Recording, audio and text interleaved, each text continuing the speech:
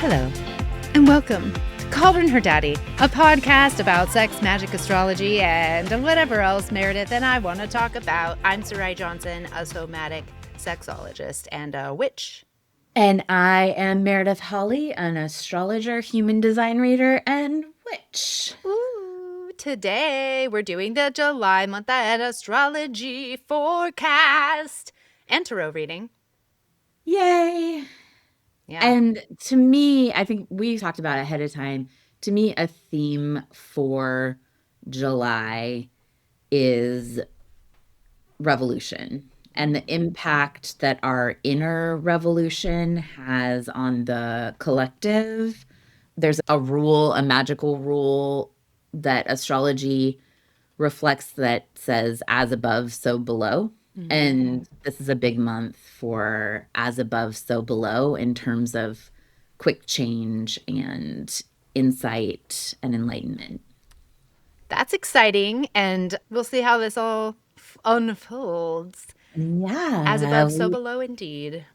Will you share the tarot reading with us? I will. Okay. I made a little spread that I called You Say You Want a Revolution, July Tarot 2026. Yay. I pulled a theme card, and the theme for the month is Temperance, which I think is actually super fun. The Temperance card, I think when we think about temperance, we typically are thinking about moderation, and the temperance movement was about not drinking, and they brought about prohibition. Speaking of revolutions, that one was funny. So that isn't, I don't think, what this temperance card means, though. Oh, really quickly, I do want to say, before I go into it, the deck I use is called Fifth Spirit Tarot by Charlie Claire Burgess. And I really love it because it offers interpretations of the cards that are a lot more progressive and also beyond binaries, essentially. And so that, I think, is a perfect approach to what we are looking at as far as revolution goes. And I think, as you were talking about a moment ago, the inner revolution and the outer revolution, how those kinds of those things meet. So in Temperance, a couple of the things that the author of this deck said, just little phrases that I love, subversive synthesis is my favorite part of it. So the idea of temperance is that we are tempered, like made stronger, as you temper steel or even tempered glass that can withstand high temperatures by exposure to extremes. And because we do live in a world that is full of extremes right now, we're talking about, I don't know, I've never been alive during a time like this in this body anyway, before, but the polarization of our current world is really intense and extreme. We've got really clear sides is basically where we're at. So temperance is about harmony, not homogeneity.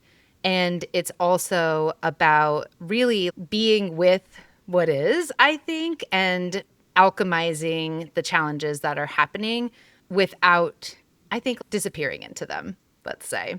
So that's our tarot card theme for the month is Temperance. And it's fun to mix that with revolution because it does give a different flavor to what revolution means. It's not talking about explosions and fighting necessarily. It's really a lot more internal than that. And I think working at a level of where the individuals meet the systems is what we're to do. And I think it's a liminal space. And I think Temperance is a liminal card in a way because of that alchemy. Yeah.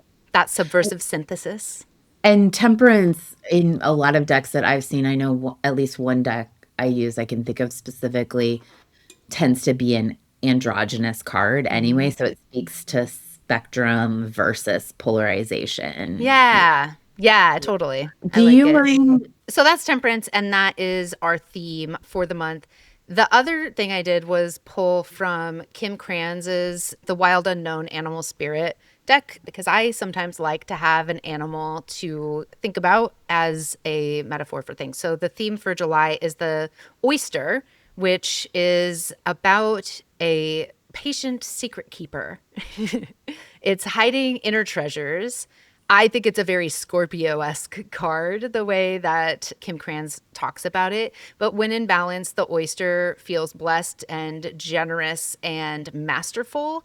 And when it's out of balance, it's reluctant and clenching. So to balance, it's about sharing your inner treasures, basically. You can Mhm. achieve anything with grace and charm, but we often doubt our inner wisdom and our own gifts. And so it keeps us from expressing ourselves when honestly, I think that expression of ourselves is what is required right now. And in fact, this whole entire reading is like, that's what this is about, actually. Mhm. The reading is interesting to me because I've been working on my next book that right now I'm at least calling it, for now, working title, The Lush Life, because I love to live a lush life. And it's not about being a wino necessarily, but it is about creating a life that you really enjoy, because the truth is, like, we have a big task ahead of us for creating a better and more just world.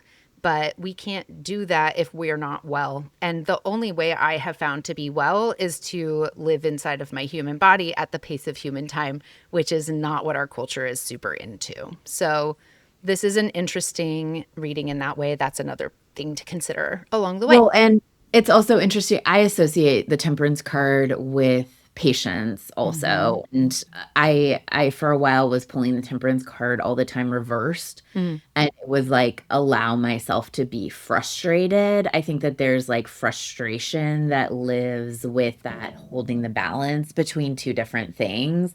And it can feel really uncomfortable. And then we want to repress it. And then we become reactive. Yeah. But you can allow the presence of frustration and practice the patience of developing whatever that internal thing is, Mm-hmm. then I think the right time comes to share what you're talking about, like to share the pearl, the oyster Yeah. pearl. Yeah. Yeah, I think so too. Okay, so the way that I did this, I brought in a little bit from the hero's journey, because I feel like a revolution is a hero's journey type of a thing, but and then I veered off. Okay. So the next card is the ordinary world. Where are we right now? What do we have going on in this current situation that is calling for a revolution to change it?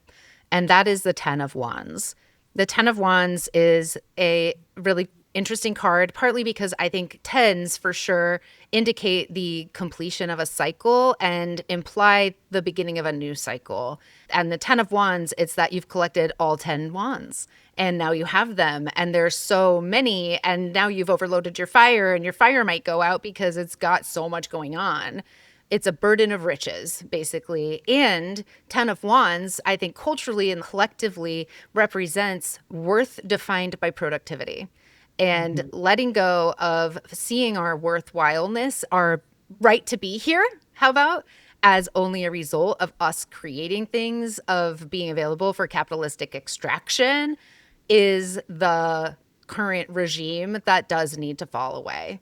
And also, I think there's another component to me of Ten of Wands that's overwork. If I overdo, it'll solve the problem, which Right. unfortunately doesn't turn out to be the case. Yeah. Like overdoing feeds the machine, even if you're trying to overdo against the machine, it's Yeah. still part of it.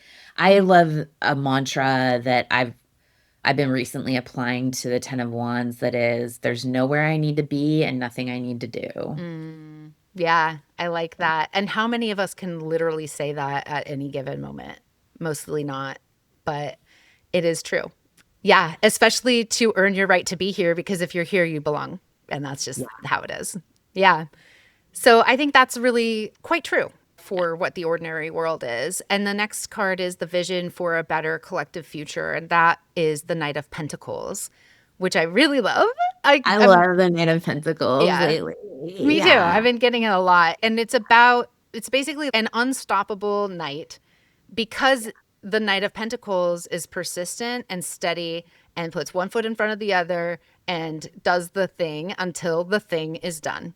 And that is being indefatigable in some ways, but it's not glamorous and it's not sparkly and it's not, wow, look at this big bang. It's like methodical progress. It's tempered, interestingly, isn't it? I feel Yeah. like the Knight of Pentacles really complements that Temperance card really well, because it is about creating more sustainable ways of being. It's about being responsible, reliable, and also about making the work sustainable so that it can continue on. I like to think about it in some ways. This card made me think today about the old idiom, to each according to their need, Yeah. from each according to their ability, something like that. It's about how do we create a world where it is more sustainable for us to be here to do what we need to do to make sure that people are cared for and have food, water, shelter, safety. That is the Knight of Pentacles. What do you think about the Knight of Pentacles here? Do you have thoughts about that? Yeah, so I totally agree with everything that you said. And I think we're going to go more into the astrology, but there's so much in the astrology this month, specifically early in the month, that invites us to be really reactive and to want to have big, explosive change, big, even important conversations where somebody has a conversion experience and changes their mind. And to me, the wisdom of the Knight of Pentacles is also associated with Mars in Taurus, which we've been going through for a while now, Mm. which is like the small brick on top of the other brick that ultimately builds the cathedral, this or the housing unit for the families. The way that we show up in small ways for our community is so much more important than the giant coaching package that we're trying to sell people on a totally transformed life through than Mm. the massive conversion experiences. We've talked about being your local neighborhood witch, just like Mm-hmm. here to do a thing that Yeah. creates a little transformation. And I Uh-huh. think Knight of Pentacles is so practical in that way. And I just really stepping away from the gambling idea of society. If you put in a big investment, you're going to get a explosive result, and thinking about just the small ways we show up for each other. Yeah, I really like it. One more thing came to mind just after what you said. I think about the lush life basically as a garden, your Yeah. body in particular as a garden. And honestly, your life is something to propagate. You're selecting what you want to plant and you're taking the seeds or the cuttings and you're rooting them in. You're cultivating, you're pulling weeds, you're pruning, you're feeding, watering. That's the work of the Knight of Pentacles. And then pollinating and harvest. And that's where, in at least in the Lush Life model, the way that I think about it is where you also are working with other people, having relationships with other people, and showing up as your sovereign, whole, and complete self in those ways. So, Knight of Pentacles is, I think, a really beautiful vision for a world that is better for everyone. Yeah. In one of the decks I have, the Knight of Pentacles is described as having been disappointed by trying to plant hot house plants in a climate that doesn't support it, and is now planting little herbs, seeds that are going to grow food for the community and that are going to work, but Mhm. that aren't as flashy. I love it. Yeah, Yeah. that's perfect. But next up, we have our tests and enemies, crossed by how to defeat the boss, basically. And so, tests and enemies card is Nine of Wands. And this was actually, it's so fun. I love readings because they are so beautiful. But the Nine of Wands is a card that's like you're weary. You've been plotting, you've been doing stuff for a long time. You've been burning your candle at both ends, so to speak. And it's a place where you might want to give up. And I think the true tests are about resilience and endurance, but endurance can only be sustained with enjoyment, which this card being crossed with how to defeat that boss of weariness and wanting to give up, but knowing you really can't quit right now is the Nine of Pentacles, which is enjoyment. So we've got endurance and enjoyment right here together. So beautiful. And defeating the boss is enjoying the bounty you have. I have a mantra that I like to say, it's good to feel good. Yeah. And it is good to feel good. And plentiful, this is like a plenitude card. It's a gratitude card. It's about focusing on what you have. To me, it is the lush life in a card.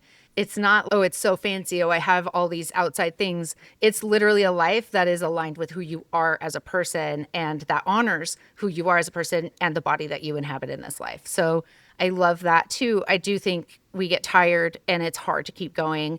And so bringing ourselves to this bountiful table and remembering, yeah, we actually have a lot here is a really beautiful thing. Yeah, in this deck, it's just a feast with just a banquet feast where you can choose anything that's right for you, which I think is really beautiful. Yeah. Yeah, it is. Okay, then I've got how might we be complicit in upholding the systems right now?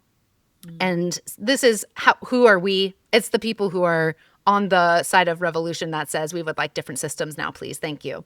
So, how we might be complicit, Page of Cups.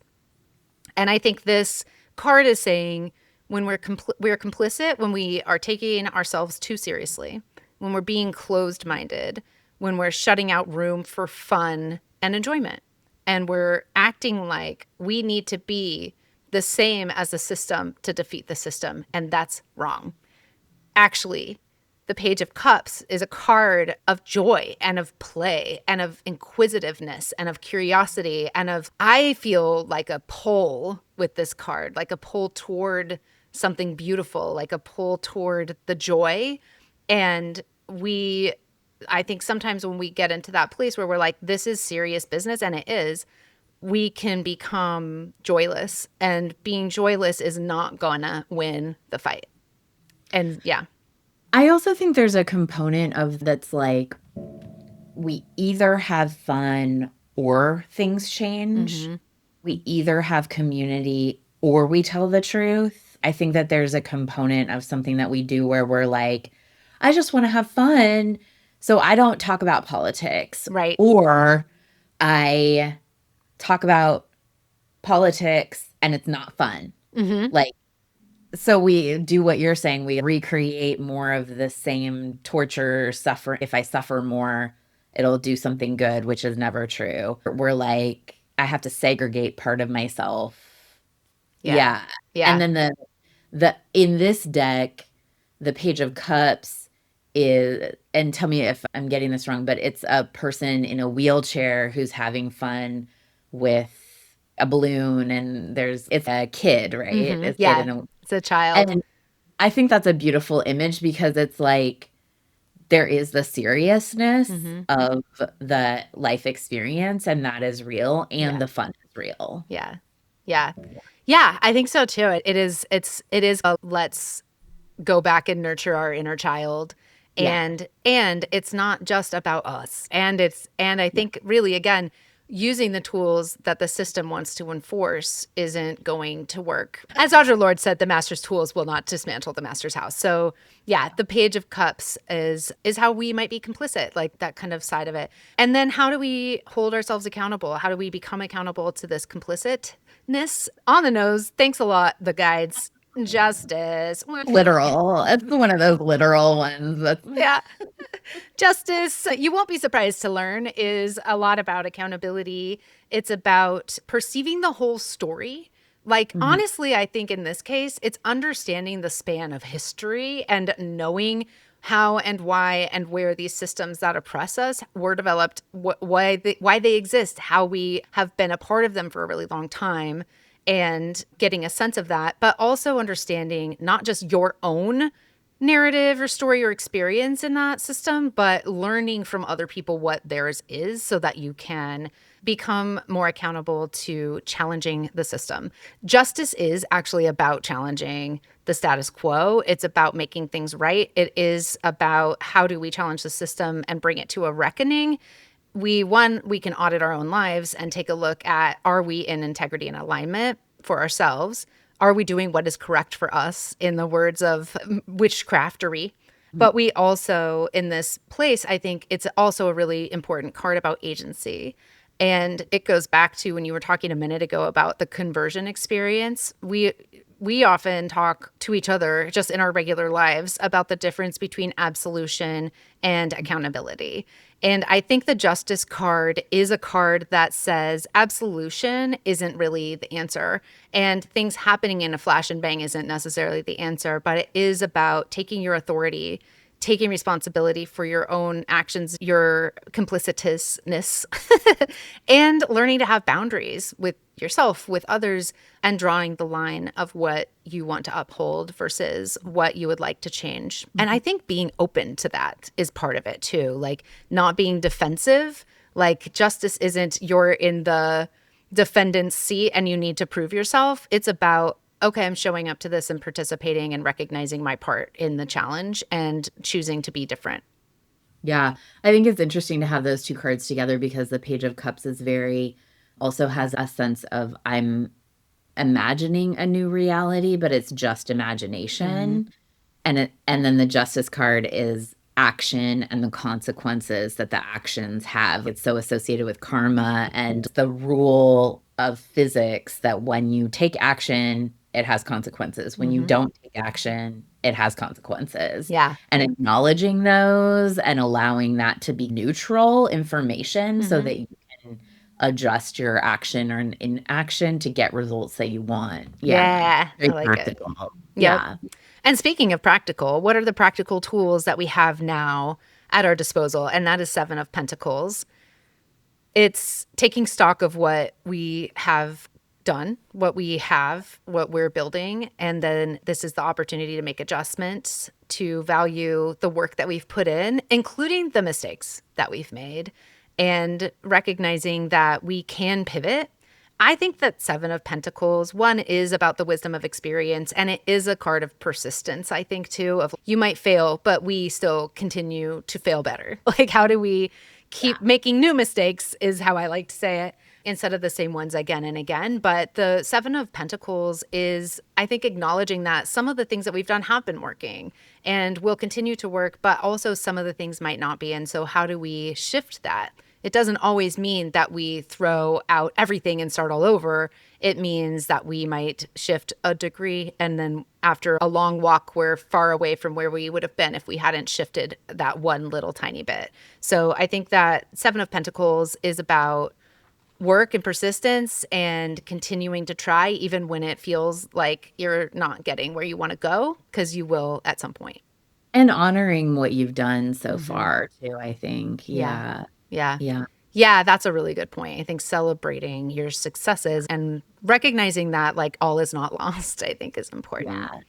And celebrating the things that you tried that didn't work too, I think. Rewarding yourself intentionally because you tried, whether it worked or not. Yeah. Yeah.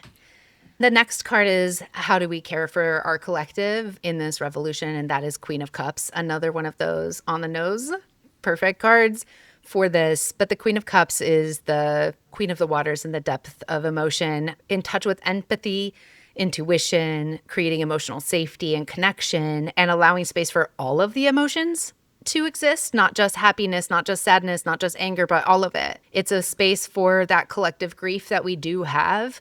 It's a space for the joys that we have. It's a space for actually showing up as a full human and experiencing all of the highs and lows of being a person. And I think especially really leaning into the intuition side of things, to learning how to honor that in ourselves, as well as showing up in the collective to honor other people and to support each other. This card basically says the answers that you're looking for are inside of you. And we're talking about a collective here. And I think this means the answers are in our willingness to work together. And I think will come from inside of us. Not necessarily individuals one at a time, but again, all of us being in that space where the individual meets the systems is where we're at. I think a lot of the things that I am seeing in this reading overall are about how we meet that system, but in a way, it's about how we're already building replacements to that system. I used to do a lot of work in community economic development and housing. That was like my first kind of big career for about 15 years. And that work to me, I always thought of as building on-ramps to systems, because there are ways that we exclude people from access to resources. And in the early days, I was doing a lot of work with home ownership and things like that. And so it was about building those different ways that people can access the collective resources. That's what I'm seeing in this reading too, is it's not like we need to create a whole alternative society necessarily, but we will be changing systems. Part of breaking systems is refusing to comply with them anymore. which again is the burnout card, that 10 of Wands. The Queen of Cups and the 10 of Wands, I don't think could be any further apart as far as kind of Yeah, polar cards. that's what I was thinking. And I Yeah. think the Ten of Wands to me really also represents that capitalist expectation that we sever our connection to our bodies, to our emotions, to Yes. our spirits, and just be walking brains, Yes. or just be walking bodies that execute the widgets that Mm-hmm. the capitalistic system needs, but definitely cut yourself off from your emotions and from your emotional intuition, your spiritual Mm-hmm. intuition. And I think the Queen of Cups is just totally the opposite of that. The Queen Yeah. of Cups is like the core of what needs to happen Yeah. is reconnecting, which obviously is what I care about, is people recovering after institutional trauma and reconnecting to their emotional and spiritual intuition. Yeah. Yeah. And that's something that I think happens through embodiment. And again, like being in your body and learning how to be safe in your body. Yeah. This is part of it. And so if we're all in our bodies more, we have a really different experience. If you've ever been around somebody who's very embodied, the energy in that space is different. And it does have a depth and a quality to it that feels abiding. And it's not the same as when you're with a bunch of people who are just only in our heads thinking. Yeah. And it's like the realm of air and swords and stuff, which is all fine. And it's part of it. We don't abandon that part of ourselves either. No. But being in your body does require expanding your window of tolerance to sensation and to learning how to listen to what your body is even saying. So, yeah, self care, because of course we're also individuals. The devil, this one almost made me laugh out loud, but basically the devil card is a card that says we all have some kind of chain. We all have some kind of oppression. We all have some kind of hook that's in us or could become a part of us that isn't healthy for us. It's a card about breaking those chains. It's about setting yourself free from the things that oppress you and about honestly your own patterns that oppress you, recognizing how you show up, how you behave in relationships, what you're about, and how you're reacting, and also what are the things that you're using to help you get through, whether that's reliance on a substance or reliance on just dissociating or all of these different parts. It is really about knowing your devil and getting support to let go of that devil. I also think of it as a card that is on a really beautiful level, wrapping up this reading. I think that the devil in this case is the system. I think the devil in this card is that we do have this 10 of Wands capital extraction over us, and it does control us, and it does keep us separate from ourselves and from our bodies. And the devil card tells us that we actually do have the power to cut these strings. The card that is in this deck is a hands attached, mysterious hands above two people who are attached to strings, and the hands are acting like they're marionettes and so controlling their movements. We don't have to be controlled by the dominant culture and the things that it says anymore, especially if we're living in our bodies. We actually can't anymore, because if you live in your body, you're no longer able to override your cues. Things as simple as I have to go to the bathroom and allowing yourself to go to the bathroom instead of being like, let's wait until I'm done doing whatever thing for capitalism or whatever it is. So Yeah. yeah, that's my take on the devil. But I think overall it is such a hopeful and beautiful reading about freedom for ourselves and also each other, and a hopeful reading too. Yeah, I love it. It's so pretty. I think the devil card has that component that's like in the traditional Rider Smith Waite deck. They're like, they've got chains around them, but the chains are loose. You can walk away at any time. There's always that component of noticing where you think that you're being oppressed, but really you're choosing to stay in the same place, Mm-hmm. kind of. You're making a choice. And I think a lot of times that sounds like we've talked about in the past of what's the cult that you're in that you don't realize that you're in. Mm-hmm. Like, is a cult an institution? Is it working for the job that you're in? Is it being in the relationship that you're in? Is it being part of a sports team? What's the thing that you think, obviously, I have to do this? Mm-hmm. Obviously, everyone has to do this. And where can you start to question that and Mm-hmm. say, maybe I don't? Maybe the chains are loose. Maybe I just stop this and go over here. And yeah, it's yep. It is. I think it's a card of ultimately, again, agency. We had a few cards that were very much about agency, but this one is too. It's about you do have that power in yourself to affect change for yourself and certainly in the world. And sometimes it starts with taking a day off, I think. Mm-hmm. Sometimes it starts with just a nap, a bath, Mm-hmm. taking a walk, one small thing of checking in with your body, your emotions, your spirit. It's Yeah. not that big 10 of wands bonfire. We have to get everything done right now. Yeah. Yep. Yeah. And I think, and honestly, it is interesting because it heeds what the Ten of Wands, I think, is telling us to do, which is to make sure there's room, there's oxygen getting into that fire. Because if we overload it with too many logs, then it does go out. And we do Yeah. end up in this society where we have extreme wealth in the hands of a very small amount of people and extreme poverty for everyone else on the whole planet.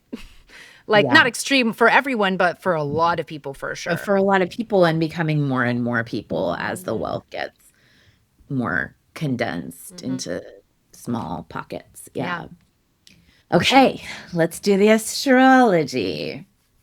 Okay, we can start with the lunations again. There's a few things that are happening.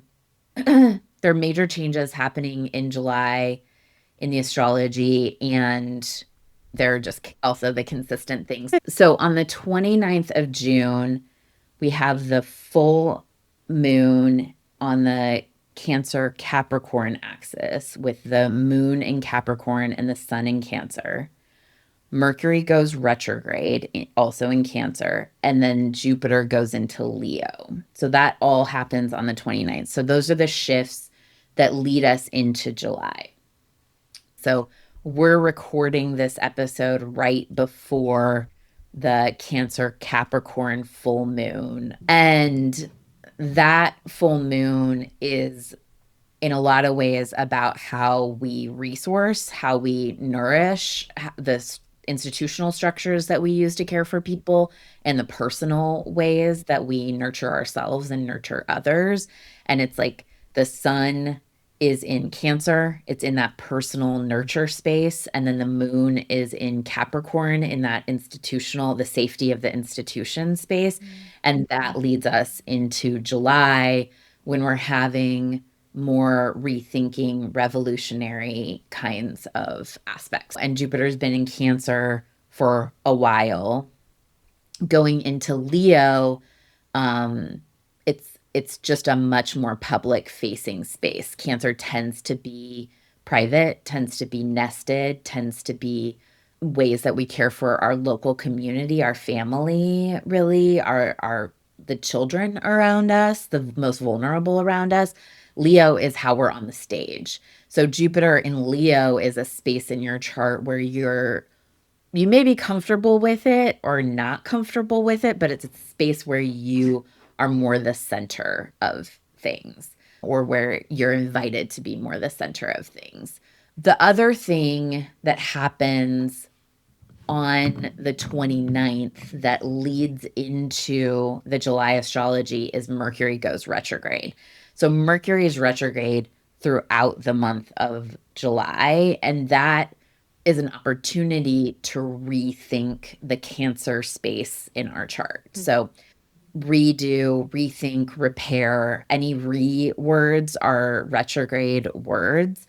And Mercury retrograde brings snafus. It brings, you forgot to save your document and now you have to write it over again. You booked your flight for the wrong day, so you have to rebook your flight. It brings all of those kind of technical difficulties, and it invites you to see the magic in the redo, the second draft that's way better than the first draft when the first draft wasn't going to work anyway. So if you lean into the mistakes, lean into the snafus, you can find luck in that. And Jupiter is the planet associated with luck, with expansion, which doesn't always mean we feel positive about it. A lot of times we're taught to resist our own luck or resist our own expansion. So it can feel terrible, but is for our higher good. Mercury retrograde is not the expansive side of it, but is also the invitation towards our higher good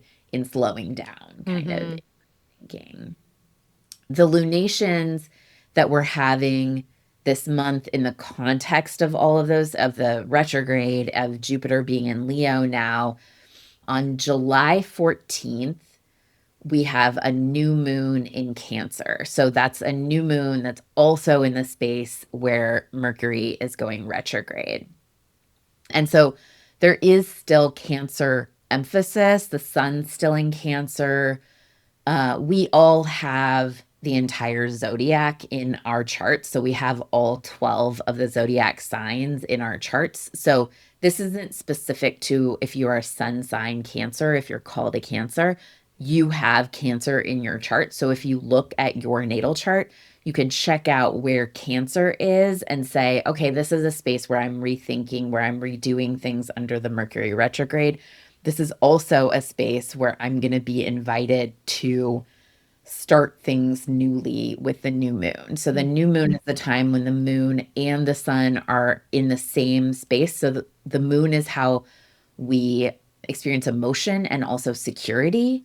And the sun is how we experience the overall identity. And when they're transiting in the sky, it's related to all of our collective experience. So having a new moon in Cancer asks us to start something new in that area of our charts while we're redoing what the growth that we experienced while Jupiter was in Cancer over the past year and a half, maybe. The full moon at the end of the month is in Aquarius, and that's July 29th. So a full moon in Aquarius means that the sun has now gone into Leo and the moon is in Aquarius, which is they're opposite each other, and their energies that they're not in conflict with each other, but they represent really different ways to approach things. Leo energy is about being the self, showing up on the stage, being the best at something, being the center of attention. The symbol of Leo is the lion. Leo's a fire sign. Leo tends to be a competitive place in our charts, a competitive to win place, not just a competitive to play place. And a place where you deserve attention, where you deserve recognition, where you deserve to be the center. Aquarius energy is about the collective. It's about the community and how we come together to create equity, to make social change. And so having the moon in Aquarius is the moon again is about our personal security, our personal emotions. And when it's in Aquarius, it feels like the collective change is very important to our personal security, which is also true, right? We all are impacted. And that was, I think the Justice card is coming up for me with that. The Page of Cups that you pulled comes up for me with that we're all interconnected. And so it does make a difference when we make internal change. It makes a difference to the collective. When we make external change, that impacts us too. Yeah. All It's such kind a of perfect polarity for that whole reading. Honestly, that the Leo Aquarius axis, it does speak to all of that. Yeah, that's really cool. yeah, yeah. Yeah. So, and having the sun in Leo, we don't want to get lost in the collective, right? We want to remember that we're part of it, that healing ourselves heals others too, has an impact on others too. Okay. So, those are the lunations. On July 1st, Jupiter in Leo squares Chiron in Taurus. So, Chiron's also just gone into Taurus. So, these are major shifts that have happened on a collective level. And Jupiter in Leo squaring Chiron in Taurus it's a tense aspect that triggers our wounding around having personal needs, and also that experience of if I get bigger, I'm going to get in trouble. If I make myself the center of attention, everyone's going to hate me. If I get too big, I'll lose my community. Like the grief and wounding around attending to ourselves and having other people not be there for it, knowing that we have to live, we have to choose life, we have to choose ourselves, and also knowing that there's loss involved in that and wounding involved in that. So for people who are between who are like in the sort of Xennial generation, not yet in their 50s, but Mid 40s to and late 40s. Yeah. yeah, we have we have Chiron in Taurus. And even though this might not be hitting right exact on your Taurus, so if you're 50 right now, you probably have um, Chiron at 0 degrees of Taurus around. And then if you're 40, you might have late degrees but if you're in your 40s approaching your 50s, this is generally going to hit something for you around wounding of being taught that having needs is a problem, being yourself is a problem. Mm. Interesting, isn't it? Just again, just going back to the whole reading feels like that again. That's Yeah, cool. Yeah. right. On July 3rd, Mars is exact conjunct Uranus. So we're leading up to that. And then that's true on the 4th of July also. So the 4th of July this year, I recommend, and I've seen most astrologers recommend, do something very small. Don't light things on fire. I'm sorry to rain on the parade, but it's an explosive day. And one of the things that came up for me in the tarot reading that is also true specifically of this Mars conjunct Uranus is that for people who are very impulsive and reactive, it is challenging for them to go through a Uranus transit like this, especially Mars conjunct Uranus, because it really triggers our reactivity and our impulsivity. And when we aren't able to do that temperance card experience of sitting with the discomfort and allowing it, pushing that pause around the Oyster card, letting the pearl collect in private, when we are reactive instead of allowing the internal discomfort to happen, sometimes there can be major violence that happens in the world. And there are a lot of people who have a lot of power in the world who are very reactive right now. And those people are not just the people who are in the federal government. It's a reactive time Yep. that we're in. And so be safe on the 4th of July. Mars conjunct Uranus is the god of war conjunct getting together with the god of lightning. It's a lot. Yeah. It can feel overwhelming. It feels really uncomfortable in our bodies. It feels really like antsy and like we need to do a bunch of things, do the 10 of Wands card to fix things, and like making a bunch of change is going to make us feel better, and really like sitting with the discomfort is more effective. I mean, even leaning into that Knight of Pentacles energy Yeah, that we have as the vision for a better collective future, that is, I think, the energy that could help with this explosiveness. Just thinking about, okay, so I do feel weird and agitated and I want to do stuff, but how do I take one step today? yeah, How do I put one foot in front of the other? How do I water my garden? What are the yeah. things? Yeah. Do one small thing instead of trying to do a major explosive thing. Mm-hmm. Yeah. Yeah. And that's building up as we go into July. So, in those few days ahead, there's just a lot of energy. And so, take a nap if you need to take a nap. If you get overloaded, if your system feels fried, it makes sense. Don't try to overwork yourself into a solution. Yeah.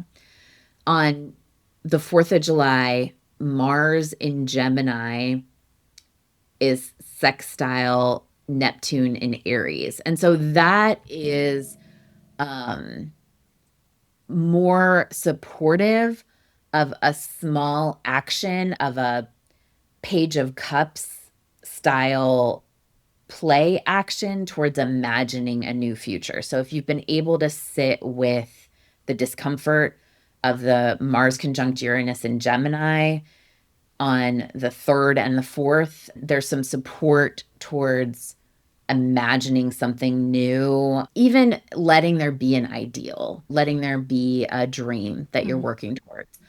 On July 5th, Mars in Gemini trines Pluto in Aquarius. And that is a more strong action towards creating the revolution that you do want to see. And to me, creating revolution to be effective starts with practical Knight of Pentacles action in your personal life. So it means I get up in the morning and I eat breakfast because that feels good to my body. And then I take a walk because that feels good to my body. And that's the revolution. Or I don't eat breakfast because that feels good to my body. Whatever it is that changes your life. I have the difficult conversation with the person that I love. I tell them that what they did was fucked up, and I just am honest about it. Like the Mars trine Pluto gives you the energy to take that revolutionary step of honesty and of, I don't mean this in a Unabomber kind of way, but what is the manifesto of revolution in your life that you can turn into a real, like even written thing? These are the rules of my life. This is the code that I live by, but it's new. It's something better than what it was before. On July 6th, the sun in Cancer squares Saturn in Aries. And that is a check-in point. That's a check-in point where the changes, the Cancer changes that you're making in the retrograde, the way that you're showing up in the Cancer area of your chart, you get the opportunity to look at the results that it's created. And if you don't like the results, you get to change your actions, change how you're showing up. So that's the real like justice card experience and the Seven of Pentacles experience that we talked about in the reading. If you don't like fruit that is coming off the tree you planted, you can plant another tree. If you don't like that you have no fruit growing on no trees because you didn't plant any trees, you can now plant a tree. But evaluate rather than shaming, and take accountability rather than looking for absolution. Yeah, I like it too. It does feel like it leaned into that Seven of Pentacles card that showed up on the what practical tools do we have now. The Saturn Sun square does indicate that is a check-in. The Seven of Pentacles is a check-in, and now what do we do? Yeah, I love that. Yeah. That's so cute. So Yeah. cute.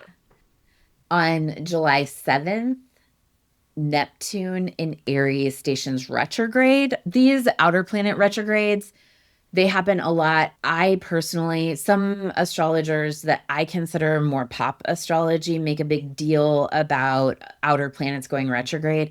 I tend to not think they have that much of a collective change. I don't think outer planet retrogrades are the same as Mercury going retrograde.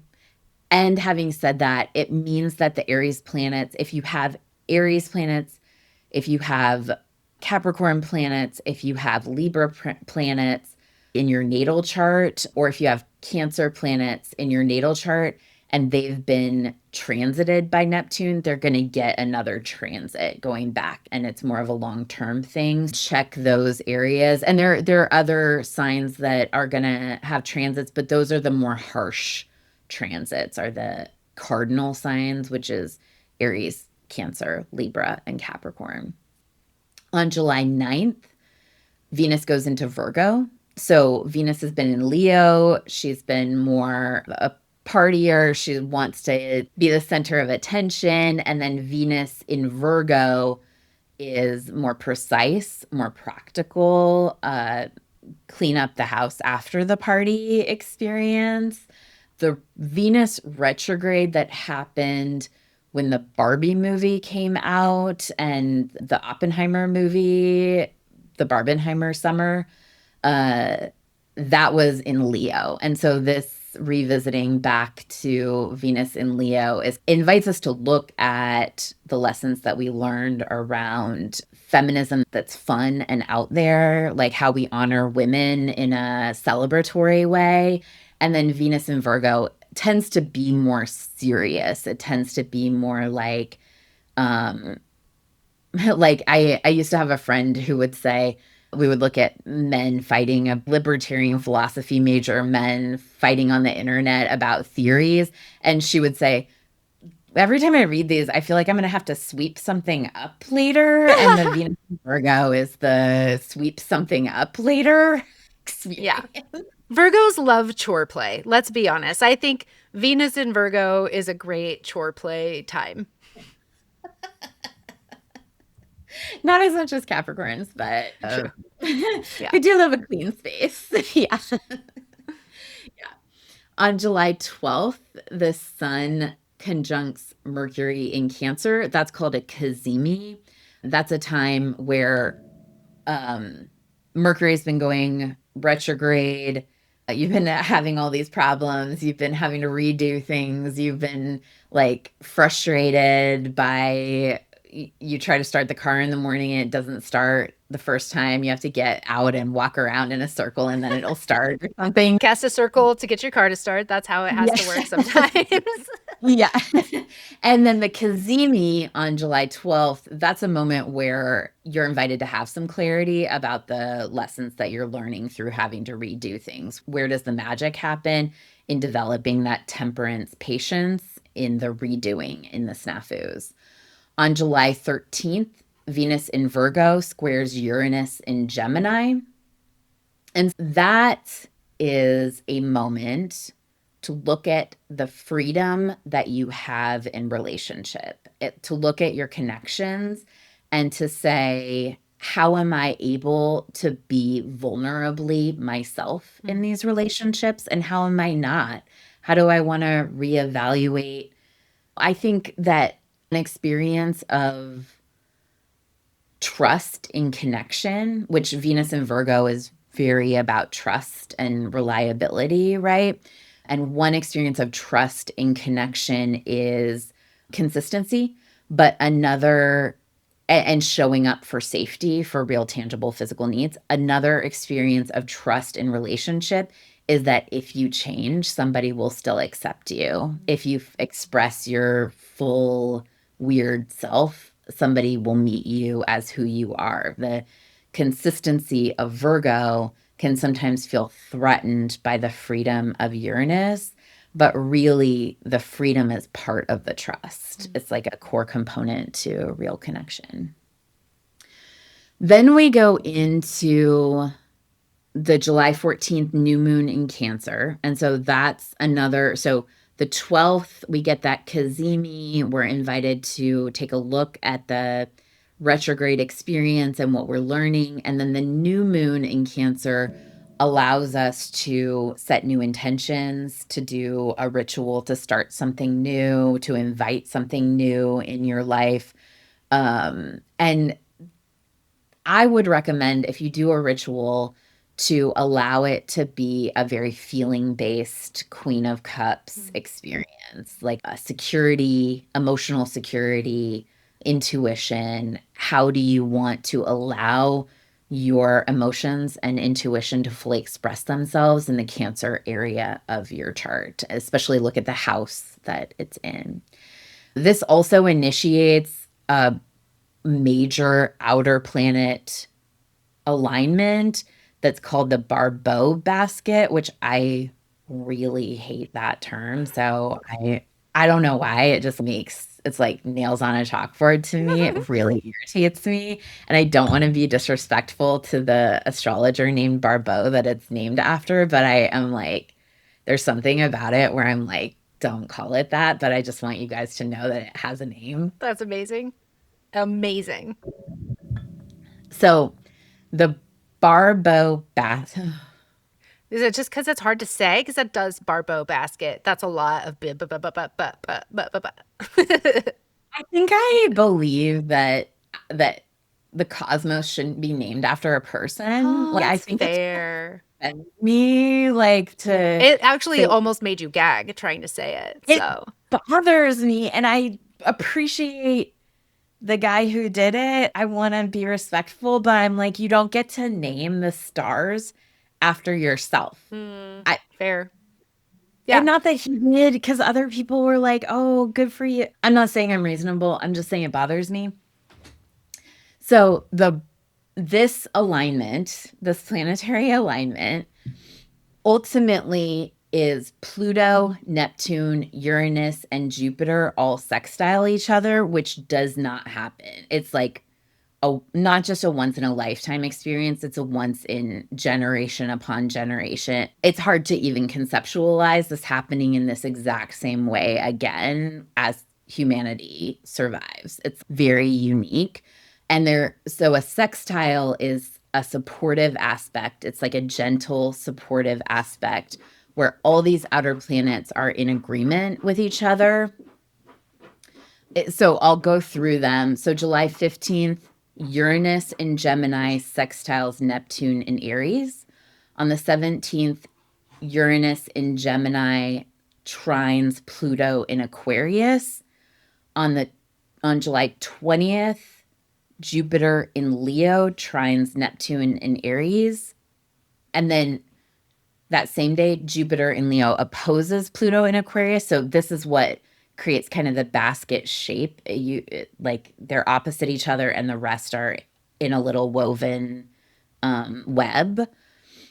On the 21st, Jupiter in Leo sextiles Uranus in Gemini. And then on July 24th, Pluto in Aquarius sextiles Neptune in Aries. So those are the dates of all of it. But the main gist is that there are all these planets that are just supportive of each other and supportive of massive, transformative social change. Wow. So it's an invitation to take the agitation from the Mars conjunct Uranus at the beginning of the month, sit through that, be patient through it, be non-reactive, choose the middle path. Oyster yourself.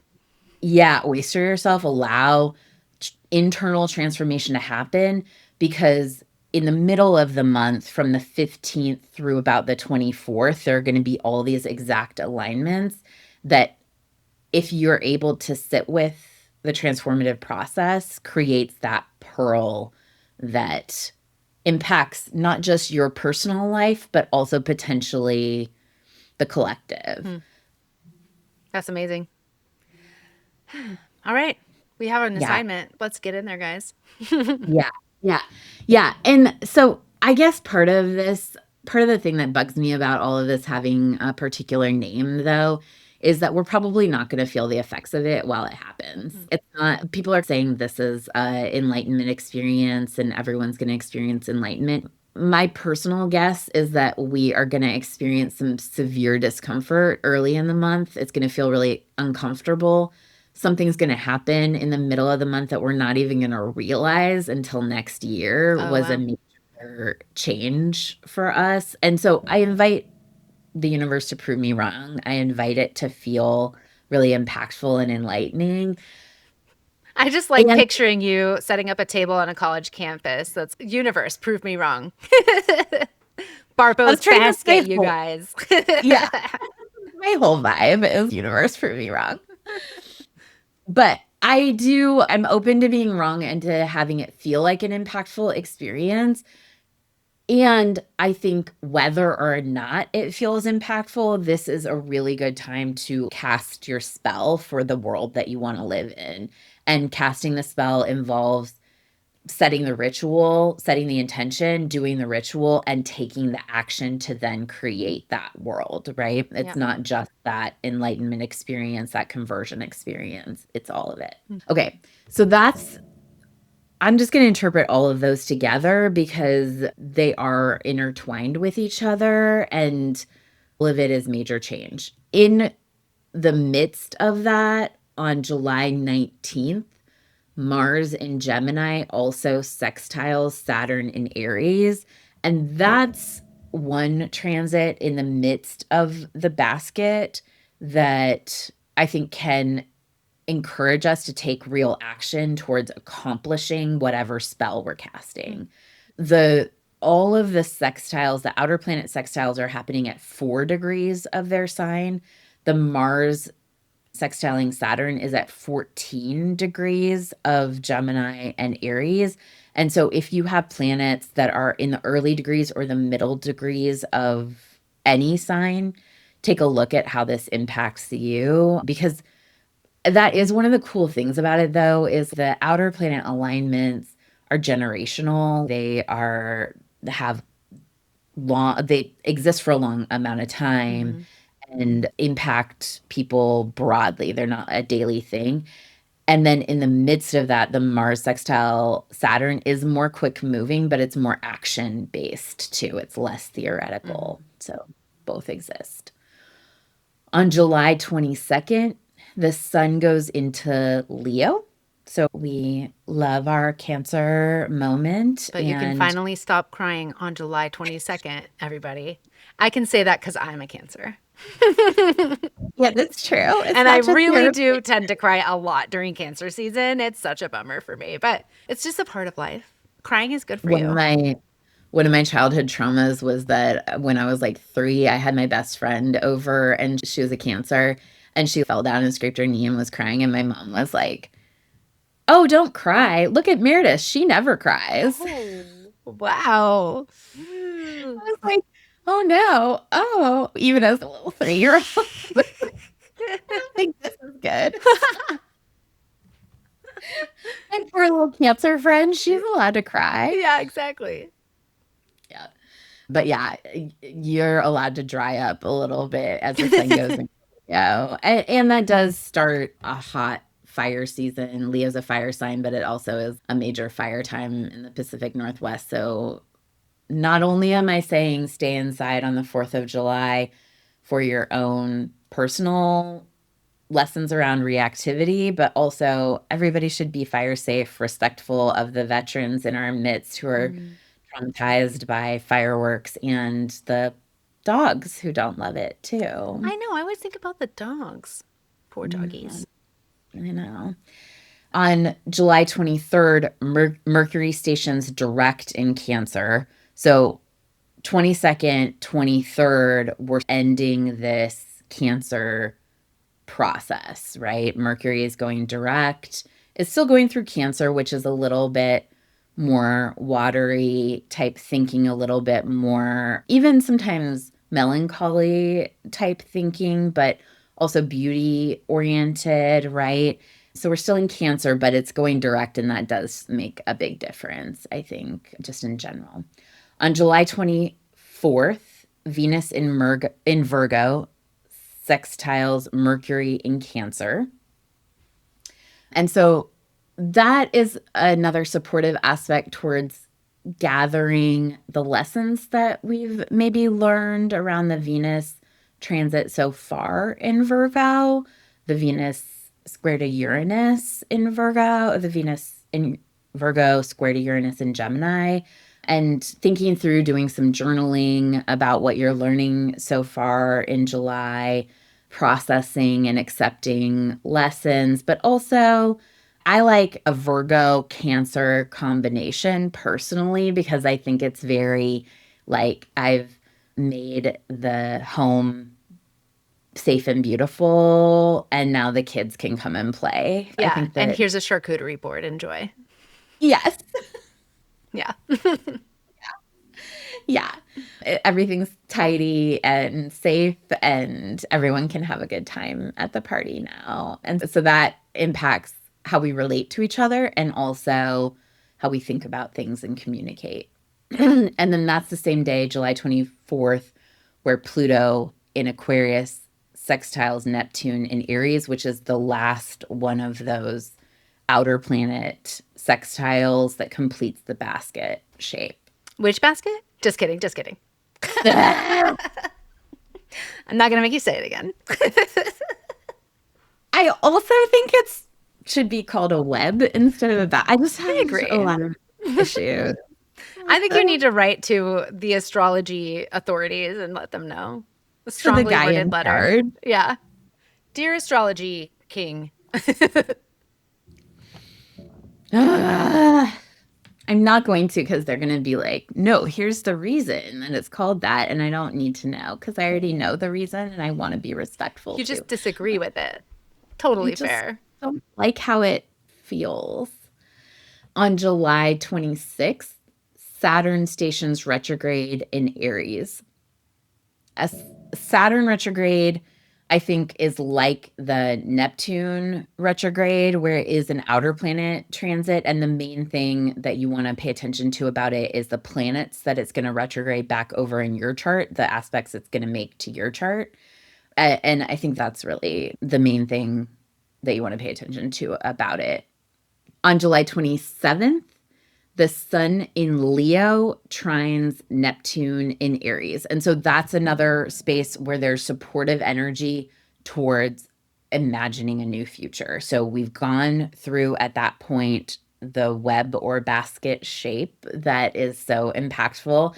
And personally, sun in Leo, how it impacts you, how it impacts ego, identity. Neptune is a fiery way to imagine a new future. So Leo is a fire sign, Aries is a fire sign. And this is very personal, where the rest of it is more impactful for the collective.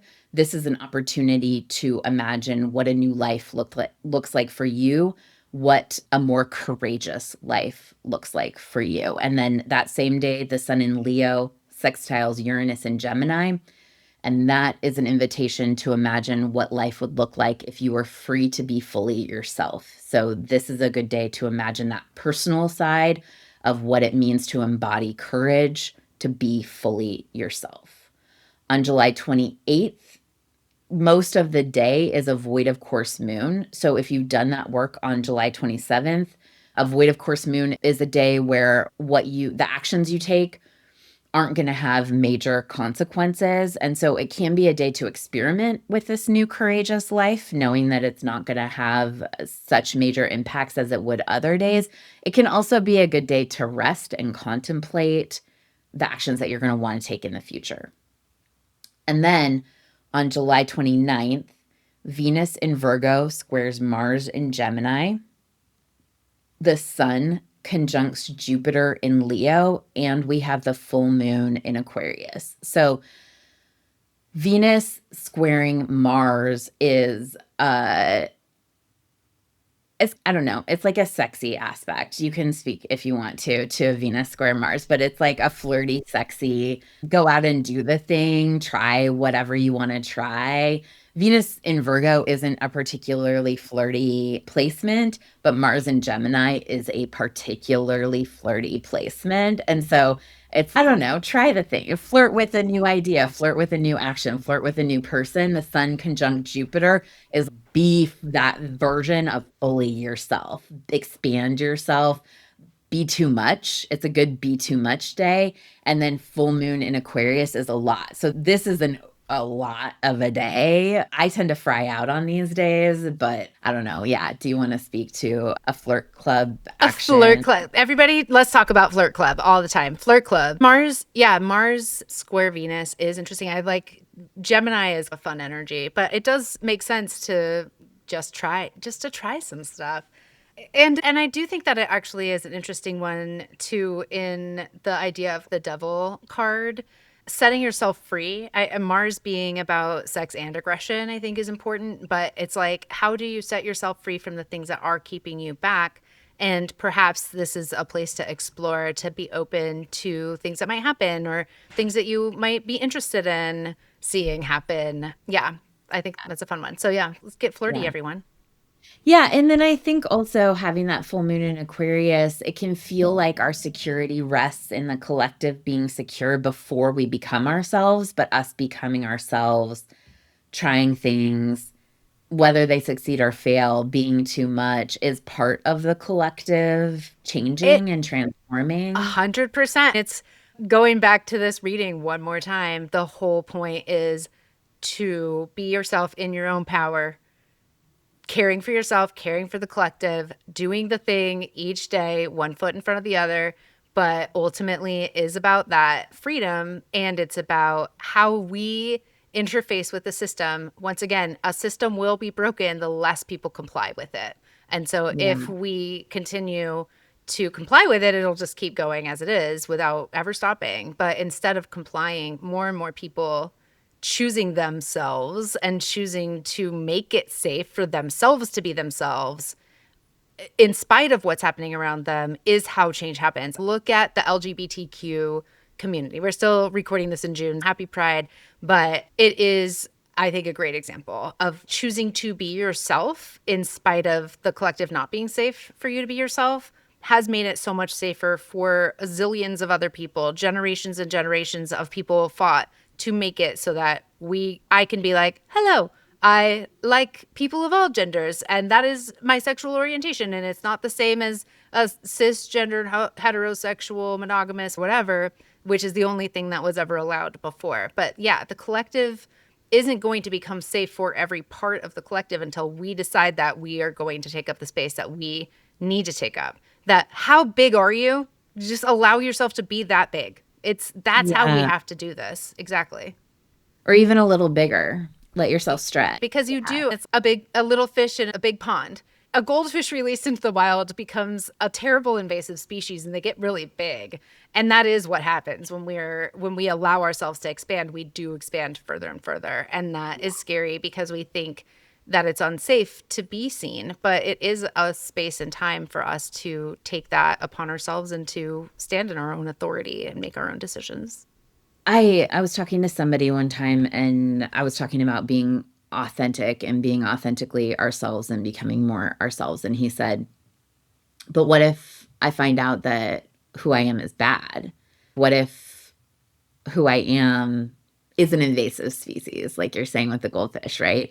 And it was an interesting question to me because I just fundamentally don't think that's true. But I also was in my mind was like, okay, but what do you love about being bad? Because you are whatever you love. You're not whatever you hate. Whatever you hate is not part of you, and what you love is part of you. And I think that's an important permission to give for expanding and being more fully ourselves, too much Yeah. ourselves by the end of the month, too courageous, too honest, too center of attention by the end of the month. It's a Do great what you challenge. I'm love. really looking forward to rising to the occasion to be a little bit more than too much for my own whatever fear, Yeah. I think, of being rejected. I think it is true. Like we do find that we're scared because we know that the consequence of not complying is sometimes punishment, sometimes banishment, sometimes you get exiled. But again, the more of us that get exiled from the 10 of Wands, like burnout culture that we live in, great. Then that's less wood Yeah. on that fire. Well, and cutting off parts of ourselves ahead of time to comply is still rejection. It's still exile. We are exiling ourselves, and that's what the lush life thing is all about. It's like, how do you shift from the energetic astigmatism of being multiple different versions of yourself and projecting out the version that you think is going to be safest, that everyone else expects of you, your interpretation of other people's projections onto you and what makes you feel safe is not all of you. It is part of you, but not until we actually start to reclaim those parts of ourselves that everyone said was bad or that we thought was bad for whatever reason. Yeah, we leave a lot of ourselves on the table, if so to speak, in the negotiating room. Yeah. So I think this is consistent with the reading that you did, but in the beginning of the month, be willing to sit with the discomfort, be willing to not overwork, not take the action.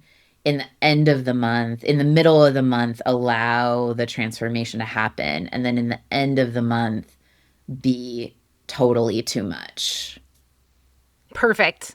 I love it. I'm going to write that in my on my calendar for when to let my oyster be closed and my pearl to be developing, and when to go ahead and release those inner treasures into the world to bring things into balance. Yay. Cool. What a fun time. All right. What an Yeah. exciting and weird time to be alive, everybody. Let's go get the devil Go card going. transform. Yeah, Yeah. go transform your personal life so that the collective can also be transformed. Yeah. Yay. So, Meredith, if somebody wants to understand how these aspects are going to hit their natal chart, where might they go for a reading like that? They can go to fourthcupastrology.com. And also, if they are not ready to do a personal natal chart reading, there's a quiz on there called Unblock Your Magic. And that can give you a roadmap towards how this might land with you, what you might want to start looking at, personal blocks that you might have that all these transits might allow you to uncover. So that's at fourthcupastrology.com. Also, just on that front page. And Sarai, if people want to start working towards their lush life and looking at how they can be more embodied around all of this, how can they work with you?